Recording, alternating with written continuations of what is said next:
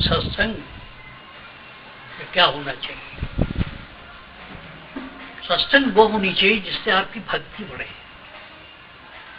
या ये दुनिया का रहस्य समझ में आए, शांति मिले। रोजमर्रा की बातें अखबारों में है, टीवी में है, हर जगह है, क्या फर्क? इसलिए सोचने समझने की जरूरत है। जिंदगी आपको भी मिली है, मुझको भी मिली है। हम शेयर करें अपने तजुर्बे को कि हमने क्या समझा जिंदगी को। बड़ी इज्जत से और बड़े अदब से कह रहा हूं, बाबा फकीर तक संत मत जो है खत्म नहीं हो जाता। बाबा फकीर एक महत्वपूर्ण कड़ी थे, महर्षि जी कड़ी थे, लेकिन ये लहर रुकने वाली नहीं है आगे चल। बाबा फकीर बहुत महान थे, सब था, लेकिन संत मत वहीं ठहर नहीं जाता। वो आखिरी मुकाम नहीं है। पंडित नेहरू ने कहा कहीं,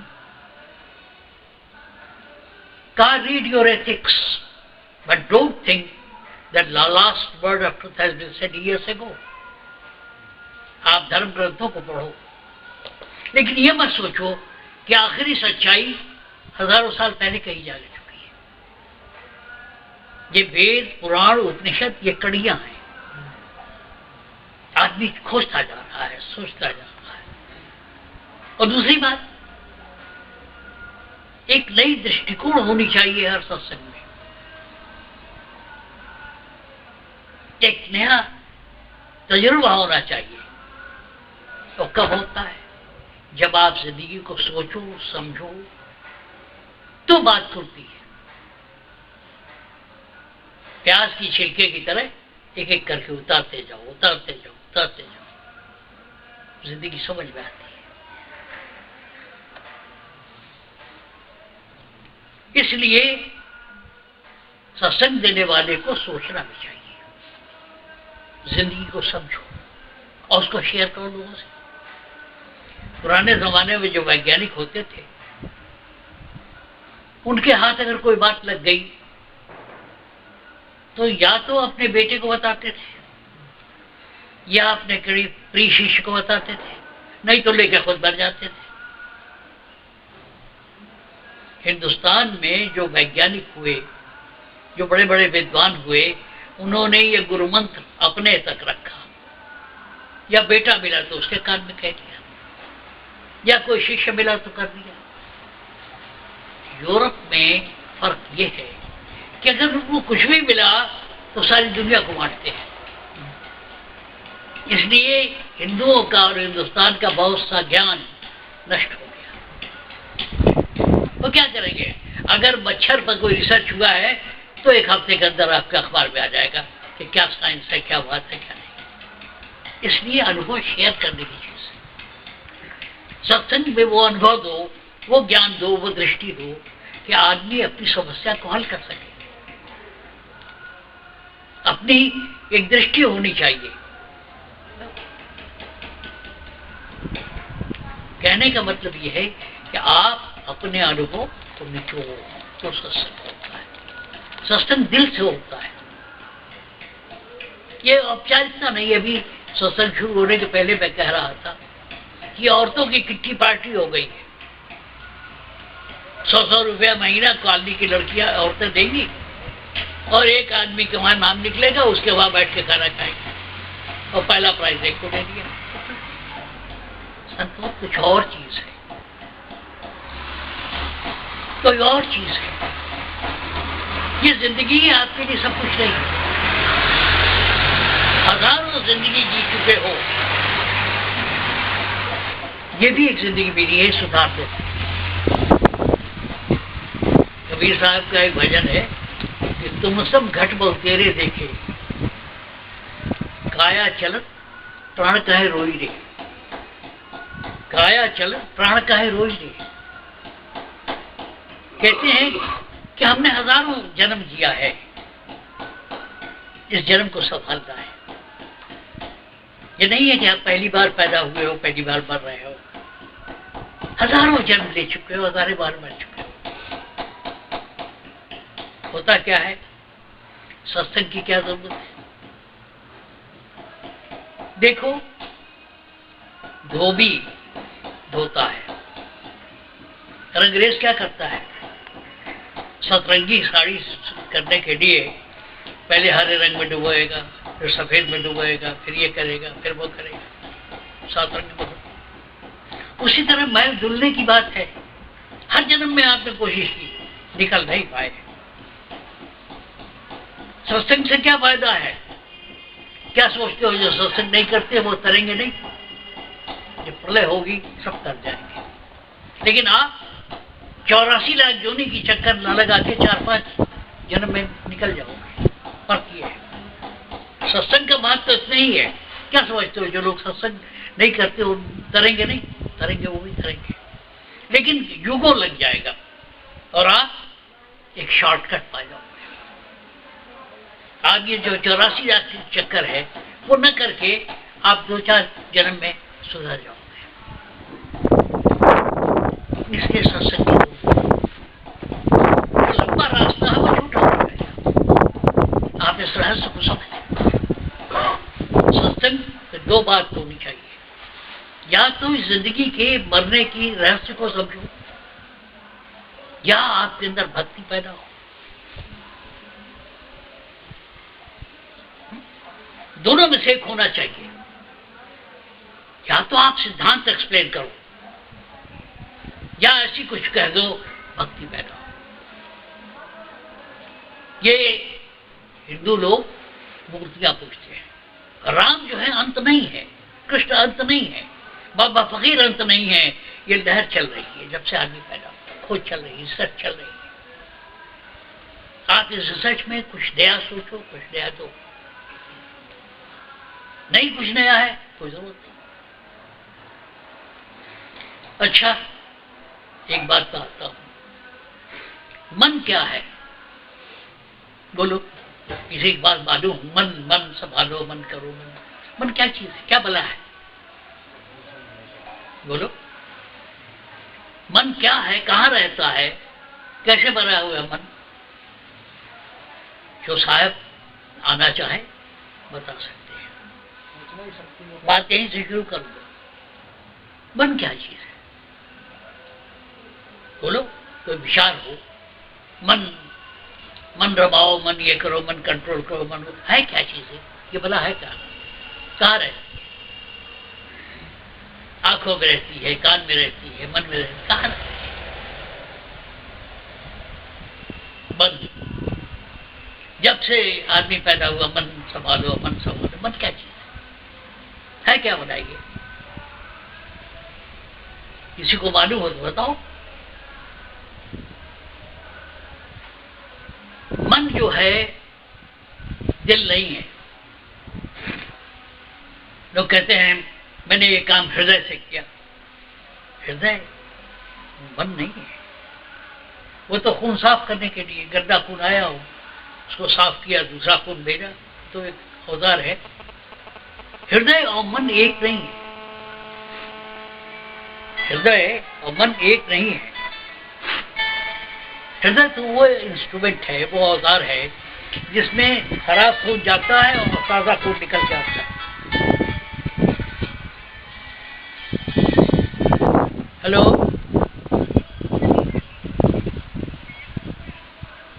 कौन सा आप बोल रहे हैं? तो रामनिवास बोल रहे हो 6 महीने बाद जागोगे तो हम क्या बताएं तुम्हें? अब है सत्संग तो है ही है, सालवार स्कूल में जगह नहीं मिल रही है। आप 6 महीने बाद आओगे तो पूछोगे कहाँ है? मैं सेक्टर 5 और 6 D22 टॉनिका सिटी पे हो रहा है।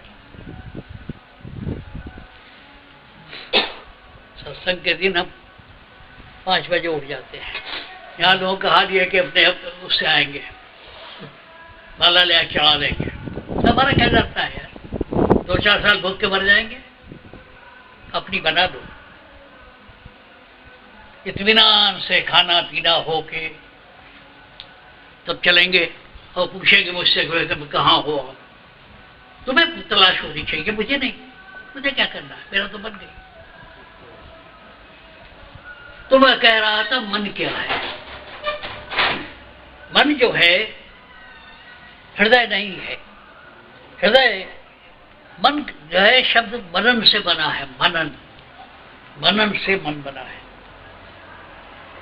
मनन, मन कौन करता है? हृदय जो है वो मनन नहीं करता। हृदय सिर्फ उसका काम है खून साफ करना। अक्सर लोग एक दूसरे को के लिए इस्तेमाल करते हैं। ये खराब खून अंदर जाता है, साफ होकर के बाहर निकलता है। हृदय का काम इतना ही है।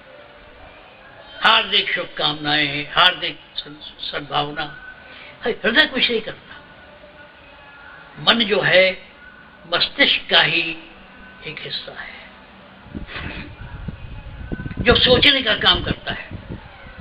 केवल आपका मस्तिष्क जो है उसका एक हिस्सा मन है,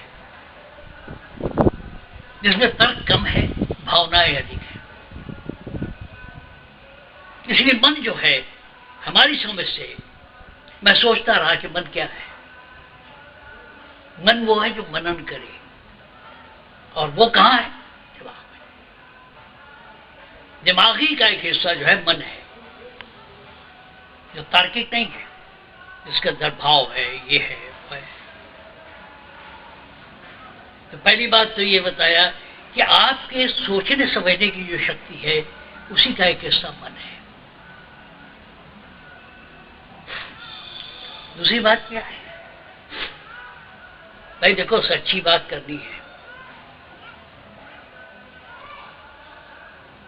भगवान तो मिलता नहीं। हर आदमी कुछ खोज रहा है। ये जायदाद खरीद ले, ये काम कर ले, लड़के की ये नौकरी लग गया, सबके पीछे आप कुछ ढूंढ रहे हो। आप खुद नहीं जानते क्या ढूंढ रहे हो।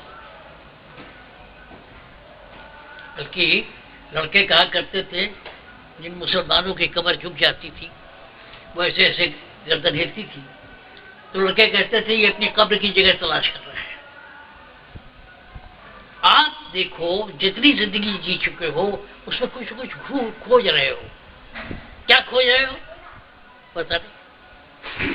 सत्संग कर लें, उसमें शायद हमारी तसल्ली हो जाए। नौकरी कर लें, शायद तसल्ली हो जाए। ये कर लें, तसल्ली हो जाए। वो कर लें। एक आदमी खोज लगी हुई है। तो क्या भगवान मिलता है? एक जिज्ञासा है।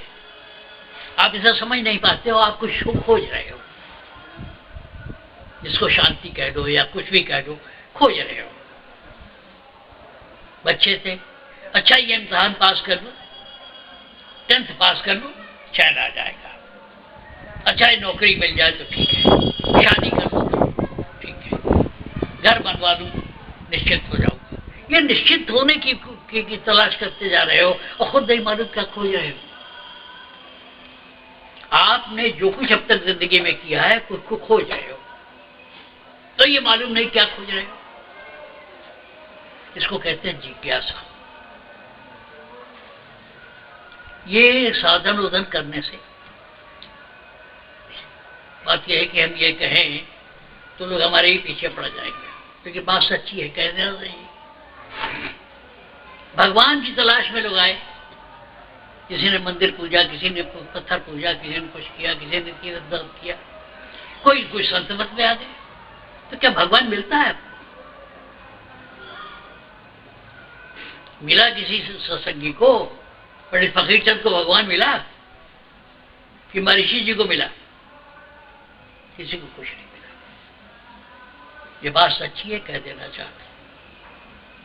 जो ये तलाश है वो मिट जाती है, भगवान नहीं मिलता। जो तलाश है आपकी, जो ढूंढते हो, खोजते हो, जो जिज्ञासा है, वो मिट जाती है। भगवान किसको मिला? जो तलाश पैदा होती है, पंडित फकीर चंद ने कहा कि मैं राम और कृष्ण को मिलना चाहता था, क्या मिले उनको? नहीं। लेकिन वो तलाश खत्म हो गई।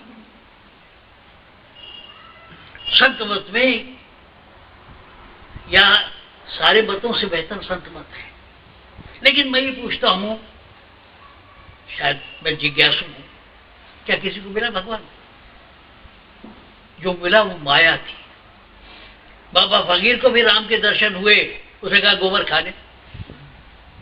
भगवान कृष्ण को भी मिले, भगवान कृष्ण का भी दर्शन हुआ।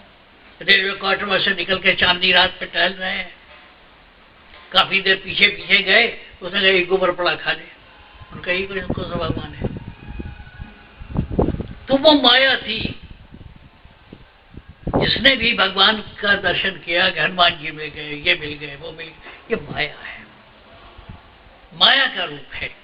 आपकी जब तड़प बहुत बढ़ जाती है तो जो इष्ट होता है उसी का दर्शन होता है। यही बात बाबा फकीर समझाते रहते हैं कि मेरा जो रूप प्रकट होता है वो तुम्हारी अपने ही मन का भाव और सजेशन है, मैं कहीं नहीं जाऊंगा। एक सेंटेंस में उनका पूरा सत्संग है 35 वर्ष का, मैं कहीं नहीं जाऊंगा। इसका मतलब क्या हुआ कि जो तुम देखते हो माया है, जिसको गोस्वामी तुलसीदास ने बहुत पहले कहा, गो गोचर जहलग मन जाई ते सब माया जानो भाई।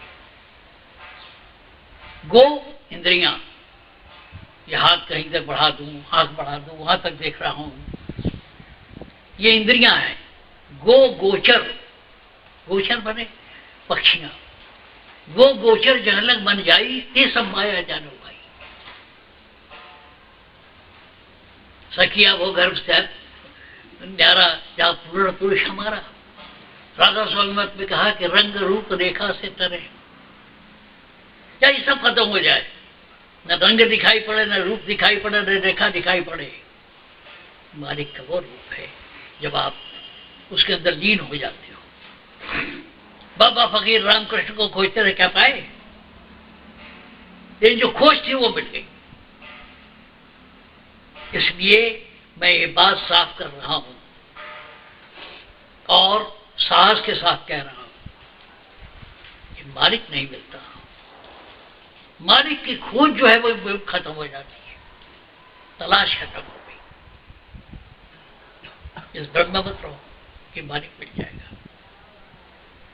जिसने भी खोजा उसको मालिक मिला नहीं। तब कबीर ने कहा कि सखियां वो घर सबसे न्यारा, जहां पूर्ण पुरुष हमारा, जहां साच झूठ नहीं पाप पुण्य पसारा। यह कहने का साहस कर रहा हूं, यह कहने का साहस कर रहा हूं कि किसी ने आज तक भगवान को देखा नहीं। जब देखने गए तो अधिक से अधिक क्या हुआ, समाधि हो गई। समाधि में क्या होता है, आप बैठे हुए हो, राधा स्वामी राधा स्वामी राधा स्वामी करते हुए लीन हो गए। क्या लीन हो गए? आंख बंद हो गई तो दिखाई नहीं पड़ रहा है, कान बंद हो गया सुनाई नहीं पड़ रहा है, आप घर में हो कि बाहर हो ये भी नहीं पता चलता। तो क्या भगवान मिला जिसकी तलाश में निकले थे? हम आज छोटी मुंह बड़ी बात कह रहा हूं, आज तक किसी को नहीं मिला। स्वामी जी को मिला? स्वामी जी ने क्या कहा, कुछ नहीं कुछ नहीं कुछ नहीं था सो हैरत हैरत हैरत हुई। मैं उनकी कविताओं से, उनके भजन से कह रहा हूं, हैरत हैरत हैरत हुई, हैरत रूप धरे पुन कोई, राम रहीम करीम न केशव, कुछ नहीं कुछ नहीं कुछ नहीं था सो। इसलिए इस भ्रम में न रहो कि तुम्हें भगवान मिल जाएगा। जो तलाश है वो मिट जाएगी। तलाश कब मिटेगी? जब आप उस असीम में घुल जाओगे, मिट जाएगी। आपकी दृष्टि ऊपर करते हैं, नफा नुकसान ये वो करनी धरनी ये नीचे खींच रहे। तब दादा दयाल ने कहा कि ऊंची दृष्टि करे जो प्राणी, सार भेद घट पावे, सार पाई शरणागत हुए, आवागमन न सब। जब आप उस मालिक कुल की जात में शामिल हो जाओगे तो खत्म हो जाएगी। इस मत में फर्क क्या है? और लोग अभी प्राइमरी पढ़ा रहे हैं, जो प्राइमरी वरी पढ़ चुके हैं, तीरथ बस कर चुके हैं, वो यहाँ आते हैं। क्यों? ये आखिरी स्टेज है। जब अपनी जात में, वो क्या मर्जी ने कहा, जात में मैं हुआ गुम होना कभी। जात क्या है? आप कहां से पैदा हुए थे? आप हैं कौन? आप क्या चीज हैं? क्या बला है? देखो, सोचो, इस साइंस को समझो।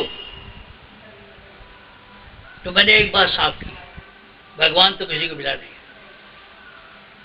चाहे गोस्वामी तुलसीदास हो, चाहे जो हो, जितने भी हो। बाबा फकीर को भी नहीं मिला, स्वामी जी को भी नहीं मिला। नहीं तो वही क्यों कहते हैं? वहां पहुंचने के बाद क्यों कहते स्वामी जी हैरत हैरत हैरत हुई, हैरत रूप धरे पुन कोई, राम रहीम करीम न केशव, कुछ नहीं था, कुछ नहीं था। आप उस ऊंचाई पर पहुंच जाते हो जहां आप अपनी जात में मिल जाते हो। जहां से पैदा हुए थे वहीं पहुंच गए। अब पूछो कहां जाओगे? जहां से पैदा हुए हो वहीं जाना है, वही निज घर है। आपका घर क्या है? आप निकले पशु पक्षी होते हुए, जानवर कीड़े मकोड़े होते हुए, अनाज हुए, अनाज से ये हुए वो हुए, होते होते क्या हुआ? आदमी हो गए। 84 लाख जोड़ी लेगी। तो क्या है? जो आपकी खोज है वो मिट जाएगी। ये खोज मिट जाएगी, भगवान नहीं मिलेगा। मैं क्या कह रहा हूं? छोटी मुंह बड़ी बात। आज तक किसी ने किसी को मिला नहीं। बाबा फकीर के दर्शन हुए, कृष्ण भगवान के दर्शन हुआ, चले जा रहे थे चांदनी रात में, तो उस रूप ने कहा ये गोबर खा। हम अपनी बात नहीं कर रहे हैं, इन्हीं लोगों की बात आपको याद दिला रहे हैं। मिला? बाबा फकीर बहुत रोए 24 घंटा। दाता दयाल से कहा कि हमें दिखा भगवान कहाँ है, वो रोशनी दिखा। दाता ने कहा सुबह आना। 5 पैसे और नारियल दे करके पैर छोड़ दिया, कर तुझे आचार्य बनवाते हैं और तुझे मालिक के दर्शन सत्संगियों के रूप में होगा। क्या दाता दयाल को दिखाई पड़ा? जो दिखाई पड़ा वो माया का, जो दिखाई पड़ा वो माया का रूप था। गो गोचर जहां लग मन जाएगी ते सब माया है, जान पाई। मानव दयाल जी महाराज की किताब है सिद्ध सत्पुरुष फकीर बाबा चमत्कारों से परे। उसमें बहुतों के वहां बाबा प्रकट हुए, कहीं पानी भरा, कहीं मेज के नीचे बैठ के बता रहे हैं। इससे क्या फर्क पड़ता है? साइंस को समझो। इस कथा कहानी कहने कुछ नहीं रखा है। मेरे वहां बाबा आए, रात में आए, ये किया, मतलब उससे क्या फर्क पड़ता है? ये महत्वपूर्ण नहीं है। बहुत से संत हिंदुस्तान में हुए हैं, उनमें से एक परम संत बाबा फकीर मरीषी जी भी पैदा हुए। मिला क्या इनको? उस मकाम पर पहुंच गए जहां रंग रूप रेखा से उतर है। आप राधा स्वामी बच्ची पुरानी किताब देखो, जहां रेखाएं मिट जाए, जहां कोई रंग दिखाई न पड़े, समाधि लग जाए। समाधि में क्या होता है? कुछ को समाधि लगती है। यहाँ कुछ लोग बैठे हैं जिनकी समाधि लगी है, समाधि में कुछ दिखाई नहीं पड़ता, कुछ सुनाई भी नहीं पड़ता। क्यों? आप वहां पहुंच जाते हैं जो आपका निज स्थान है। कहना नहीं चाहिए। एक बार मैं अभ्यास करते करते मेरी गर्दन लटक गई। मैं छोटा लड़का दौड़ के आया, क्या हुआ? हमने कहा तुम नहीं समझोगे, ये समाधि होती। अधिक से अधिक जितने भी ऋषि हुए हैं समाधि तक पहुंचे हैं। समाधि में क्या भगवान दिखाई पड़ा? जब तक दिखाई पड़ रहा था तब तक वो माया के चक्कर में। इसलिए बात साफ करना है। दूसरे, तो मैं आपसे क्या कह रहा था, मालिक नहीं मिलेगा लेकिन उसकी तलाश खत्म हो जाएगी, आप संतुष्ट हो जाओगे। आज तक जितने ऋषि हुए हैं उनका क्या हुआ? जो तलाश थी, जो खोज थी, वो खत्म हो गई। माफ करना, छोटी मुंह बड़ी बात कह रहा हूं। फिर आप अपने को समझो, ये कहने सुनने की बात नहीं है। फला बड़ा अच्छा था, फला ये था, वो था, वो था, ये चमत्कार किया, वो बेकार। इस सिद्धांत को समझो, इस सिद्धांत को समझो। आज विज्ञान का युग है, कथाओं का युग नहीं है कि रामचंद्र धनुष तीर चलाया, फला हो गया, सोने की लंका हो गई, सब बेकार। देखो, एक चीज है, वो क्या है? हर आदमी 3 स्थितियों से गुजरता है। जगे हुए हो, मेरी बात सुन रहे हो, जितनी बाहरी इंद्रियां हैं उससे मेरी बात को ग्रहण कर रहे हो। कान सुन रहा है, आंख देख रहा है, दिमाग सोच रहा है। जितनी इंद्रियां हैं, हाथ पैर आंख कान, बाहरी जितनी इंद्रियां हैं, वो जब काम करती हैं, जब उनके मार्फत काम करते हो, तो ये जागृत की अवस्था है। आप जगे हुए हो, हाथ से उठा रहे हो, सुन रहे हो, बैठ रहे हो, ये जागृत की अवस्था है।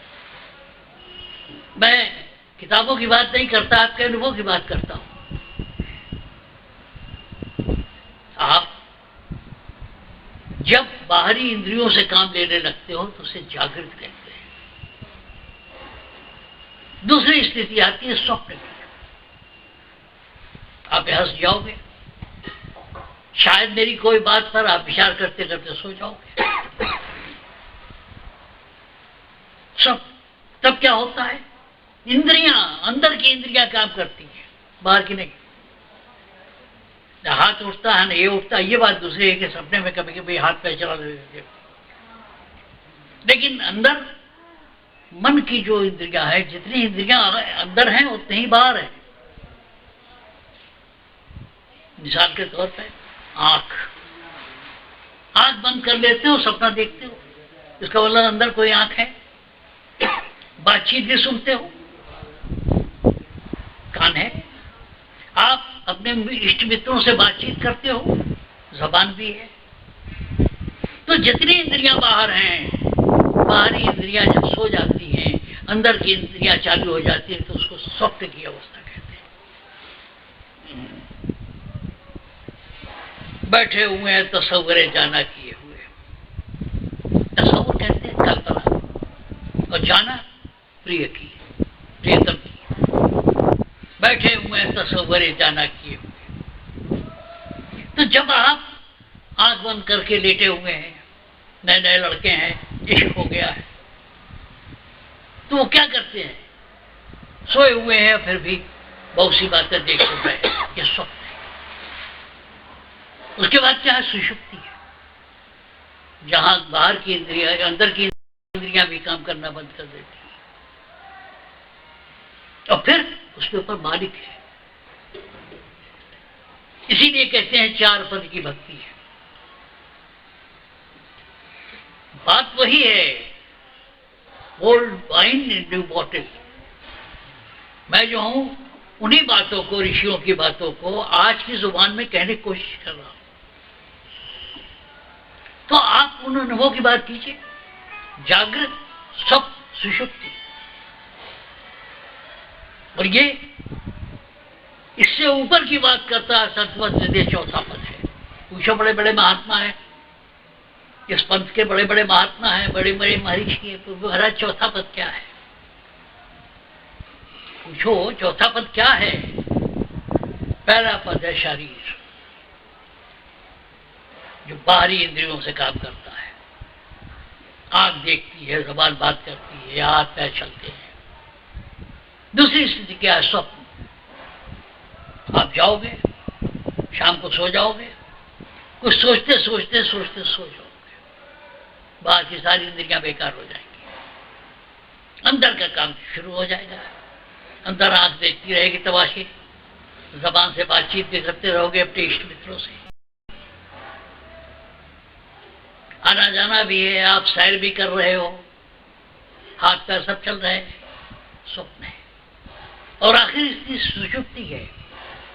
दुनिया के जितने मत है संत मत को छोड़ के सब 3 मत के हैं, 3 पद के हैं। यह चौथा पद है। 3 छोड़ चौथा पद दीना। चौथा पद क्या है? वहां चलो, ये जहां ये सब नीचे है।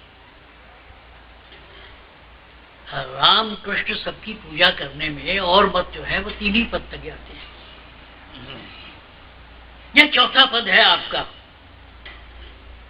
जहां कुछ नहीं है, मालिक के कुल खुद है।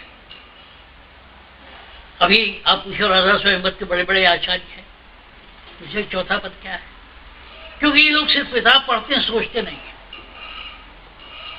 किताब पढ़ते हैं, बाबा ने ये कहा, स्वामी जी ने ये कहा, वो कहा, क्या फर्क होता है? साइंस समझो।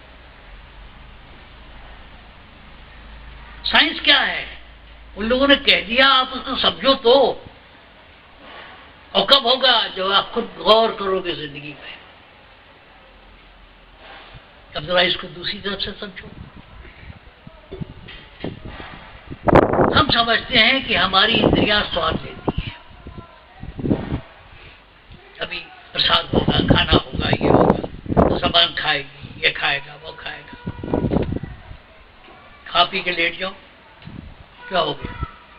जो चीज इंद्रियों पर बैठी हुई थी वो उठ के चली गई। बैठो भाई, बैठो बैठो आराम से, जिस हालत है। इंद्रियों में खुद शक्ति नहीं है किसी चीज को चखने और स्वाद लेने की। आपका लड़का कभी कभी बेबगैर खाए सो जाता है, आप उसे जगाते हो, खा ले बेटा, ये कर ले, वो कर ले। और छोटा था तो उसका मुंह खोल के गोद डाल देते हो। एक आध कौर तक तो उसको सब पता ही नहीं चला, फिर उसको हम अनुवाद में कुछ खा रहा हो।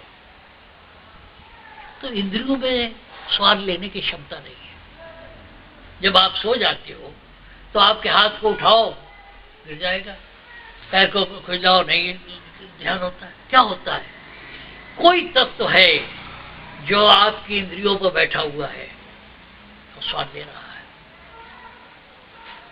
जब आप सोने लगते हो तो वो चीज उठ के, वो तत्व जो स्वाद ले रहा था वो उठ के मन में आ जाता है। फिर मन स्वाद लेता है, तरह तरह की बात बोलता है, सपने दिखाता है। फिर मन भी खेल के सो जाता है, मन भी सो जाता है। और मन जब सो गया तो आप सुषुप्ति में आ गए, वो चीज उठ के मन से ऊपर गई। चीज है, कोई चीज आपको काट रही है, मच्छर काट रहा है, आपकी इंद्रियों पर उसका असर हो रहा है। कुछ देर के बाद मानो आप सो गए। हम तो आजकल रोज भुगत रहे हैं, सुई लगाते हैं, तकलीफ होती है। धीरे धीरे जो महसूस कर रही थी सुई लगाने की, ऑपरेशन की, वो उठ के ऊपर बन गई। मन के बाद और ऊपर चली जाती है, वहां कोई तकलीफ नहीं है। उसी चौथे स्थान पर जहां आपको कोई आभास नहीं है, उसी को चौथा पद कहते हैं। इंद्रियों पर बैठी हुई चीज उठ के मन पर गई, मन ने भी खेला, सपना दिखाया, ये दिखाया, वो दिखाया, और उसके बाद मन भी थक गया, सो गया। वो चीज उठ के ऊपर चली गई आत्मा में, और उसके ऊपर मालिक है। किस्सा तो बस इतना सा है, किस्सा केवल इतना सा है। संतों ने यह महसूस किया कि जागृत में दुख है।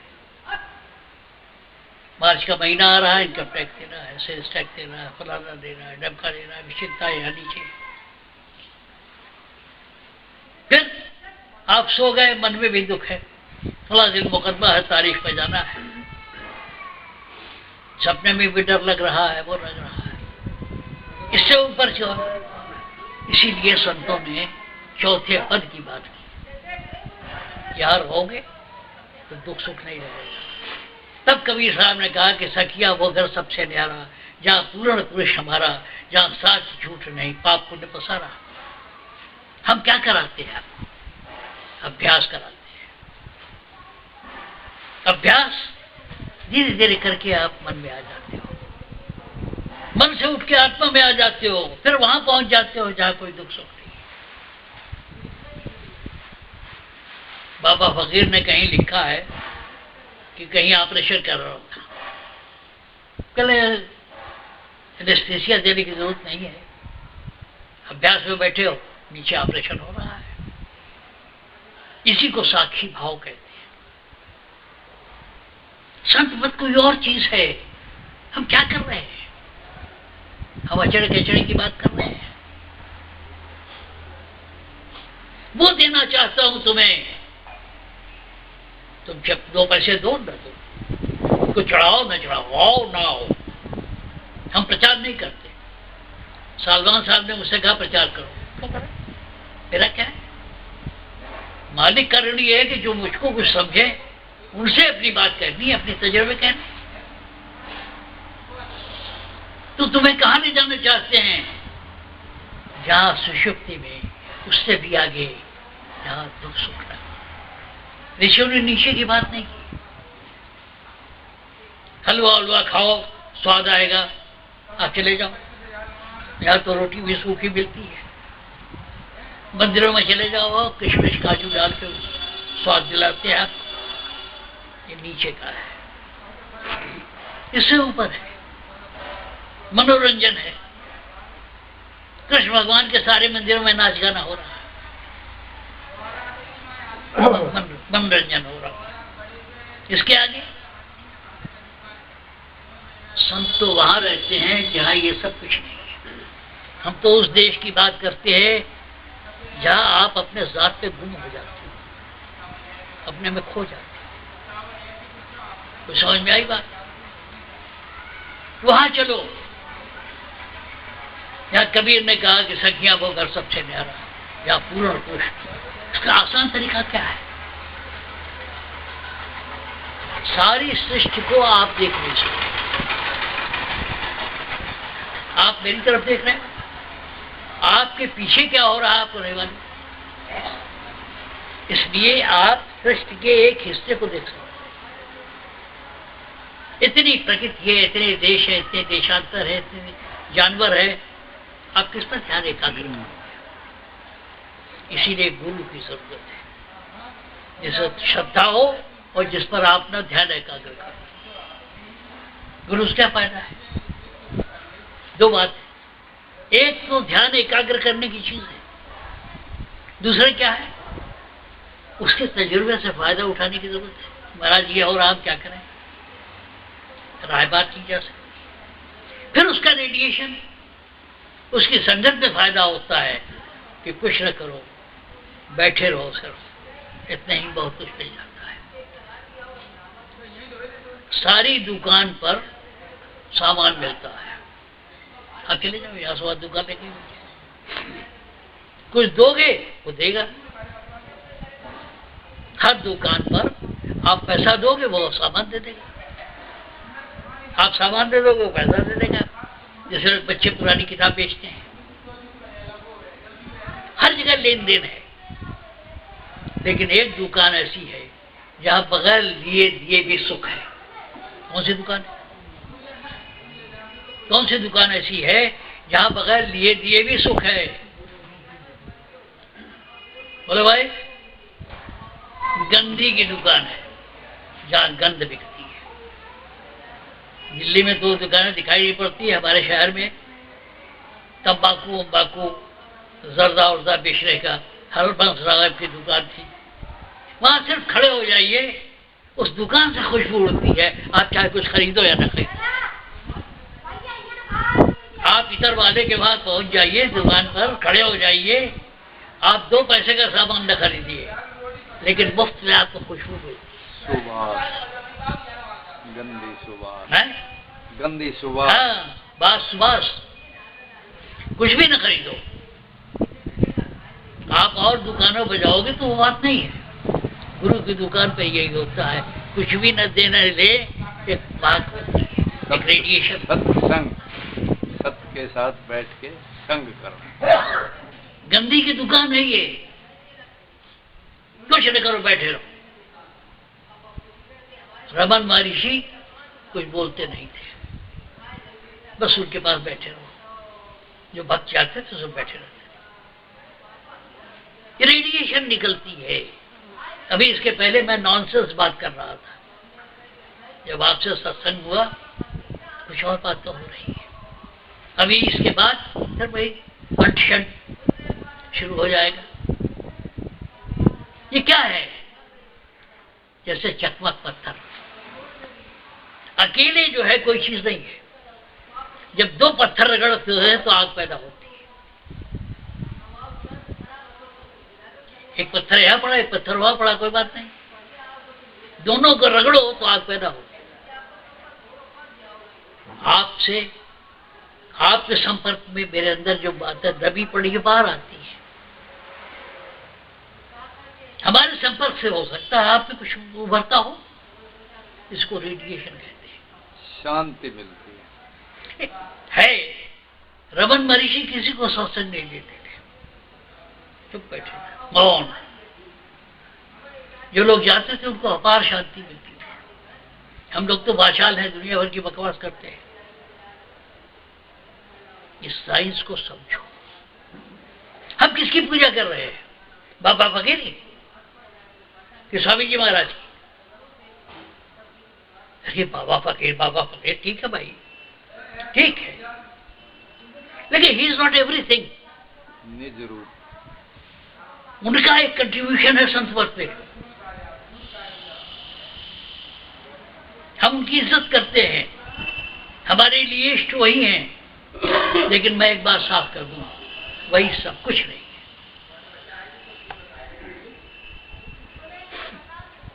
वही सब कुछ नहीं है, उससे ऊपर एक चीज है। वो एक सहारा है, एक सीढ़ी है। गुरु एक सीढ़ी है जिसके मार्फत आप छत पर चढ़ सकते हो। लेकिन छत पर चढ़ तो गए, सीढ़ी बेकार हो गई।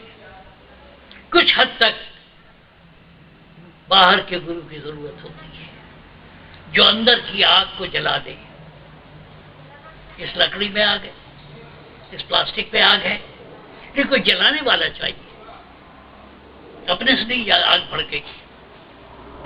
गुरु ये काम करता है। जब उसने एक बार जला दी तो चेन रिएक्शन शुरू हो गया।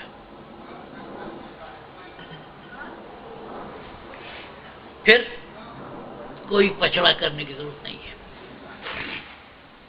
अपने बाल बच्चे पालो, नौकरी करो, आप अपने अपने काम करो, यहां आ जाया करो।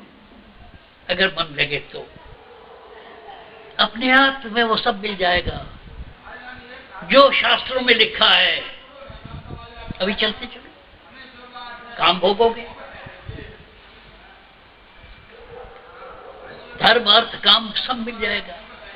और एक वक्त आएगा कि जिन चीजों से को आप छोड़ना चाहते हो अपने आप छूट जाएंगे। मेरा अनुभव है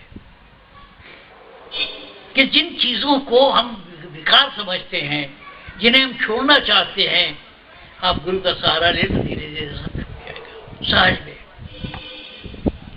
रामदास ने राम को पाया, सहज ही देखा देखी में आराम से काम हो जाएगा। कोई संयम नियम ये सब करने की जरूरत नहीं है। आप आखिर में खुद साधु हो जाओगे। इसमें क्या खूबी है? खूबी ये है कि आप अपने बाल बच्चे पालो, घर गृहस्थी पालो, अपने परिवार से प्रेम करो, बच्चों से प्यार करो। एक वक्त आएगा कि सब फीका हो जाएगा, मन कहीं नहीं लगेगा। ये और जितने स्कूल हैं, ये करो वो करो वो करो, कुछ नहीं करने का। एक गुरु बना, उसका सहारा लो, अपने आप सब छूट जाएगा। जीवन मुक्ति अवस्था आ जाएगी।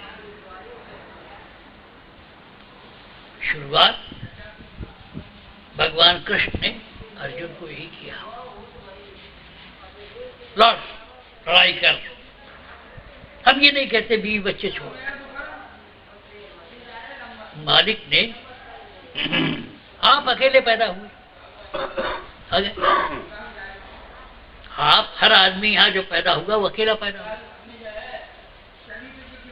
पैदा होने के साथ ही एक माँ मिल गई, बाप मिल गया, फिर पढ़ाई लिखाई की, दोस्तों के, फिर बड़े हुए, शादी हो गई, बच्चे हो गए। तो आप जो है अकेले ही थे। यहाँ बाजार लगा दिया भगवान ने कि ऐसा रहो कि मन न लगे इसका, बैरागी हो जाए। एक बाजार लग गया। एक अजीब खेल है, अजीब तमाशा है। संत वर्ग में कुछ छोड़ना नहीं है, धीरे धीरे विवेक आएगा, छोड़ते जाओ। कहीं नहीं लिखा है कि संत वर्ग में गोश्त मत खाओ। स्वामी जी ने एक जगह लिखा है कि जीव दया तू पाल तेरे भले की कहो, कि जीवों पर दया करो तुम्हारे भले की करता हो। लेकिन कहीं सच नहीं लिखा है कि गोश्त मत खाओ। लेकिन एक वक्त आएगा अपने आप छूट जाएगा, काम भी छूटेगा, क्रोध भी छूटेगा, हच खाना कर दोगे। नहीं हुआ तो आपका बेदा ही ऐसा हो जाएगा कि आप उसे अच्छा नहीं लगेगा। कोई चिंता नहीं करो। एक गुरु चाहिए जो खुद जानकार हो, जिसका कोई मतलब न हो, स्वार्थ न हो। गुरु कौन सा है? जिसका कोई स्वार्थ नहीं। अगर हमको ये है कि भाई इनका कार्य है, मुझे वक्त जरूरत पे काम आ जाएगी, इनके पास पैसा है, स्वार्थ है, हराम है। हाँ, जिगर व्यवहार है, हमारे आपके दोस्ती है, आपने चाय पिला दी, मैंने पिला दी, उसकी कोई गिनती नहीं है। स्वार्थ नहीं होना चाहिए। हम इनको इसलिए फंसाए कि हरियाणा में मेरा बड़ा नाम होगा, हिसार में मेरा बड़ा नाम होगा। आते हैं, आ जाओ, स्वागत है। तो शेयरिंग ऑफ एक्सपीरियंस है। आप उस चीज को पकड़ो। आज सुबह सोए हुए थे, याद आया आज सत्संग है, जल्दी उठो भाई, चलना है। वो कौन सी चीज थी जिसने आपको जगाया? उसी को पकड़ो, बेड़ा पार हो गया। निज रूप वही है आपका। गुरु सिर्फ लखा देता है, ऊपर का गुरु थोड़ी तरकीब बता देता है कि तू ऐसे करो, कान बंद कर लो, आंख बंद कर लो, ये जबान बंद कर लो, राधा स्वामी करो। फिर क्या होता है? आपके अंदर जो गुरु बैठा है वो खुद आपको गाइड करता है, कैसे चलो, वैसे चलो, ये करो, न करो। बाहर का गुरु सिर्फ रास्ता दिखा देता है, चलना आपका काम है।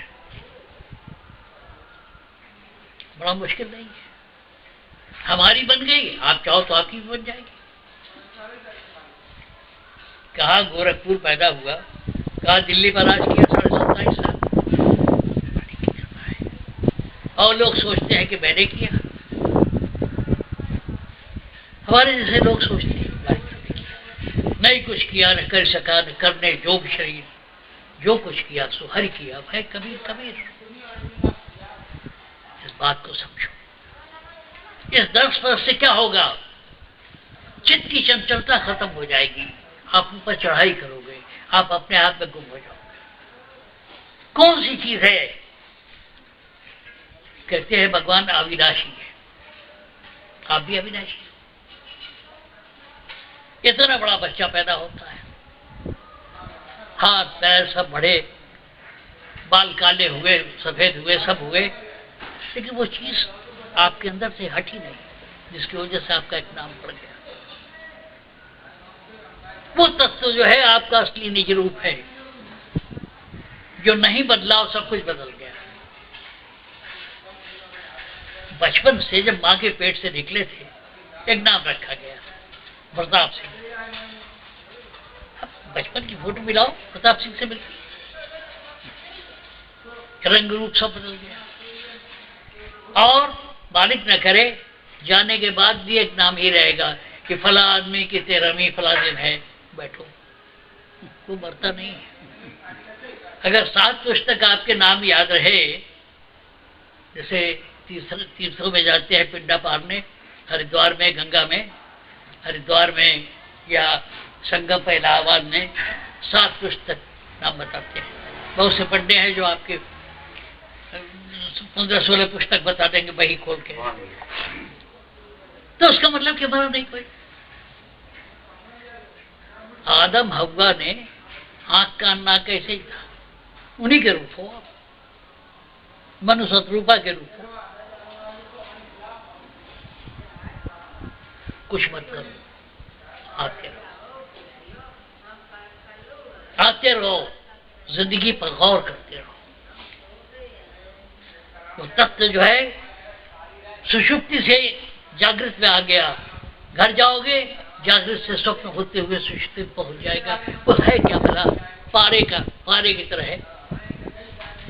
ये पारा जो है ज्यादा पारा है, किसी ट्यूब में भरा हुआ है, वो नीचे उतर आता है, फिर ऊपर चला जाता है।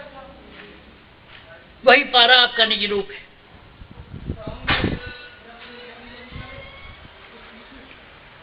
सारा खजाना एक दिन खोल दो, फिर आओगे नहीं, आते रहो।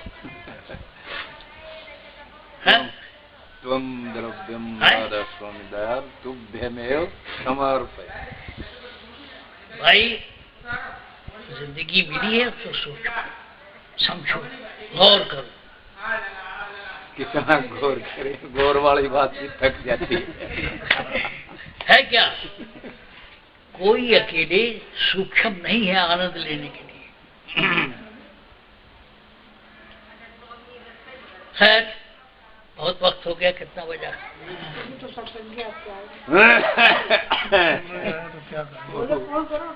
एक साथ बज गया।